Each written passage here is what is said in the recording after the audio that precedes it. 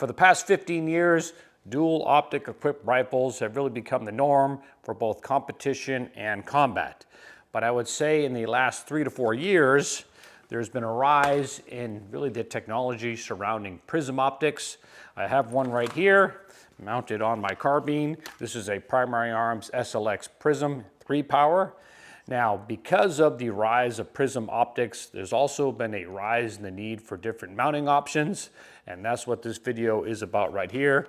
Here I've got my 3 power prism mounted on a Shaffer machining offset mount. Let's get into it right now.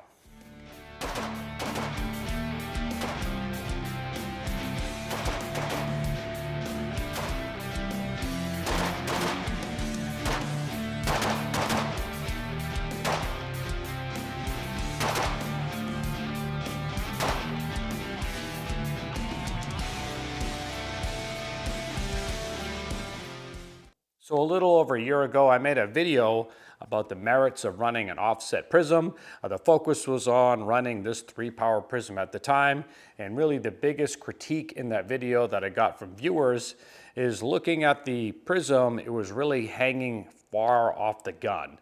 People pointed out just how much of an angle and how much height there was with the prism really in that offset mount. And there's a few reasons for that. With Primary Arms prisms, they have a very unique base, and there's kind of height built into the base. Unlike Vortex prisms, where they're T1 compatible or T2 compatible, they have a very flat base. So Primary Arms prisms are really meant to work with the Primary Arms mounting accessories, and I kind of had to play with it to get it to work with a normal Picatinny offset mount, and that's why there was so much height in that optic. But the beauty of the Shaffer machining offset mounts, they are purpose-built to work with Primary Arms prisms, and they work with the accessories and the mounting accessories that come with the prism itself. If you look at this side-by-side video, on the left is my original mounting platform for the prism, and on the right you got the Shaffer machining, and it's a lot closer to the rifle in terms of height above bore, and a lot closer to that red dot, so there's less rotation to actually pick the prism up. Again, that's because the Shaffer machining offset mount is purpose-built with Primary Arms prisms in mind. And yes, I did the video on a 3 power prism, which it seems the internet is not really sold on the idea yet of running a magnified prism. But with Shaffer machining, their mindset or the idea of the prism mount is really for the 1 power prism. So instead of running a red dot in the offset, running a 1 power prism in the offset, which does have advantages. With prisms, there's an etch reticle, so if the battery goes out, you still have a reticle to go off of. In fact, my Primary Arms 3 power prism, when I do run it in matches, I don't even use the illumination. I just go off of the black etch reticle itself. So there is an advantage to running a prism now as opposed to a red dot. Really no batteries are required. And technology-wise, prisms are small enough now, they're durable enough, and of course with Primary Arms prisms, they come in 3 different magnifications, 1 power, 3 power, and 5 power, and they'll all work with the Shaffer machining offset mount. So Shaffer's offset mount comes in at $65, which is comparable to other offset mounts out there, and actually is a lot cheaper than some others I've been looking at. And they just don't make an offset mount for prisms. They also make a normal, I would say 90-degree top mount for the Primary Arms prisms. And they also offer a bunch of different light mounts that have a built-in QD socket, which is pretty cool. And they have some pressure pad holders. And really what's unique about all the different Shaffer mounting options that they offer, they all have a very rounded look, or I would say melted look, meaning you're not going to find a sharp edge anywhere on any of their different mounting options. Everything's rounded, or it's called the old melted look, and that goes back to 1911s, back in the mid-2000s. People would get all the sharp edges rounded down, and they called it the melted look. And this melted look, I don't know if that was their intent, has really carried over to how Shaffer machining makes all their different mounting options. So not just Primary Arms prisms, they also make offset mounts for normal red dots and some other different optics out there. So it's pretty cool. They offer a lot of different mounting solutions. Now, I'm a huge fan of Primary Arms optics. Of course, I have this prism right here, but I have at least a half a dozen of these Primary Arms microdots.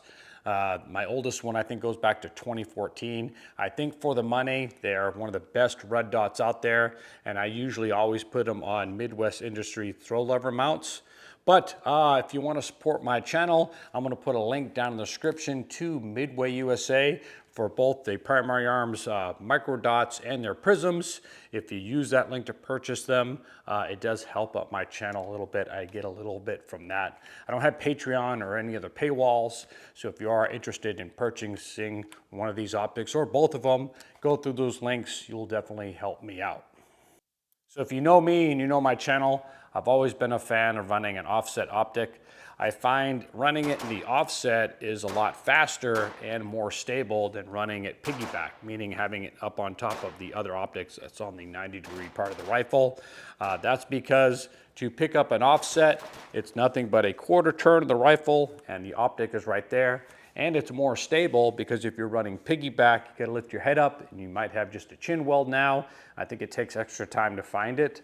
And of course, again, with the offset quarter turn, and you still have good cheek to stock contact with the rifle. And that's why offsets are very popular in sports like 3-gun, because they offer that stability and speed when you're switching from one optic to another. You see it more classically with an LPVO.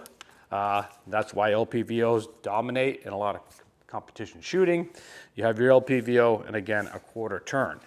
But with the rise of the Prism, there's definitely a need for it. And I'll address a little bit about why I run a Prism in the offset. I do talk a lot about it in that original video. But for me, this rifle is for 2-gun. And the 2-gun matches here in North Carolina, the farthest you shoot out to is about 100 yards, and you'll shoot some small 6-inch plates and stuff. But I would say 85 to 90% of the shots that you need to take are 50 yards and under, and it's run and gun. In that case, red dots dominate against LPVOs when it comes to run and gun. Even on 1 power, they can't match the speed of a red dot. So if the majority of my shots are at that 50 yard and under mark where I need the red dot, why would I run the red dot in the offset?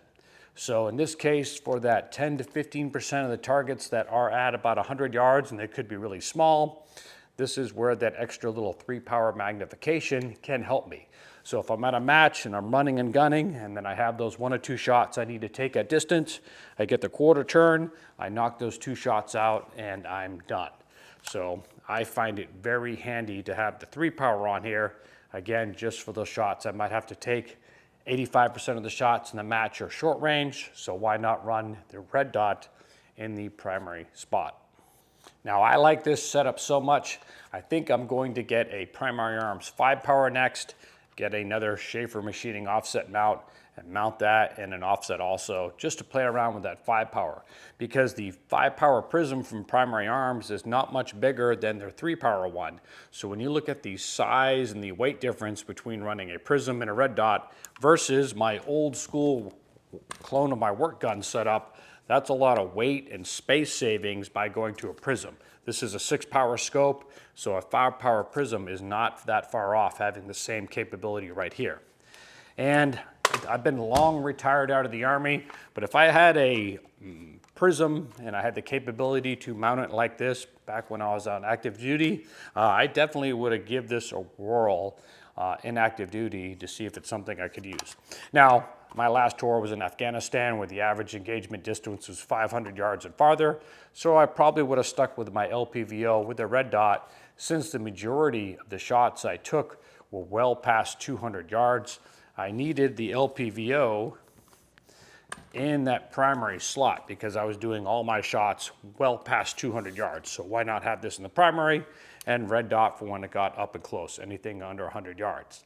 But if we change that up to say a more modern theater, if you drop me in Ukraine right now, well, if you watch a lot of the fighting going on, a lot of it's at really touching distance and very close range, 30, 40, 50 yards, then something like this actually might be the better setup. If your enemy engagements are less than 100 yards, then I would want a red dot as my primary. And then if you are presented with a long range threat here or there, again, quarter turn, and you have the capability of extra magnification. So I think there's merit in running a powered Prism in the offset. And again, keeping the red dot primary. It just depends on where you're taking the majority of your shots.